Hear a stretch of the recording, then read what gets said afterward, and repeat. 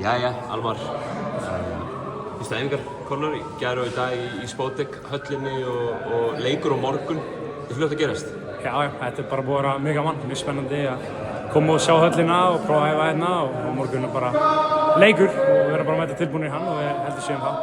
Verður þú ekki óvanur, ef svo má segja kannski óvanur í þessum fullorðins bolta ef ég má svo að komast, en þú ert ekki óvanur því að fara á stórsvið, þú varst með í A-deildinni með 20 og hefur spilað margar stóra leiki fyrir Ísland.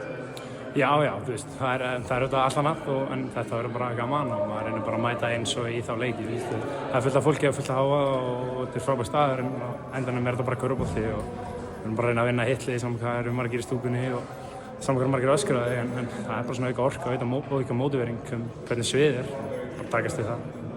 Þetta eru gífurlega sterk lið sem eru með ykkur í riðli byrja á Ísrael á morgun og það er ekki 20-10 NBA-kall og svo eru liðin bara einhvern veginn svona. Hefur þið spilað mikið af þessum leikmönnum áður?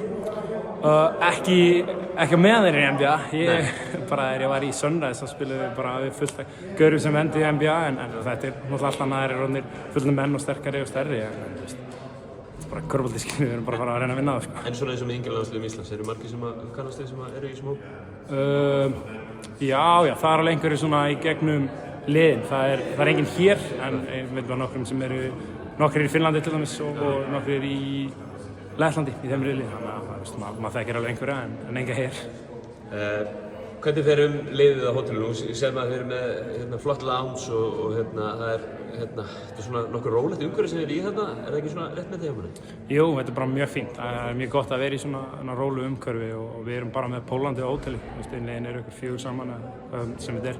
Þannig að það er bara gott að geta farið í róluheitin og verið með strákunum og haldið áfram að vera bara ennþá svona meira tight-knit hópur og það mun aldrei skemma fyrir, þetta mun alltaf hjálpa. Hvað fer Íslandi að gera til þess að ná í úrslit á morgun?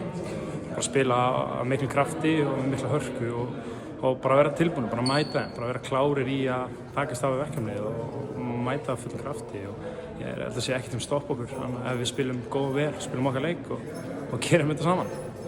Kæra þakkir Almar og takk vel á morgun. Takk.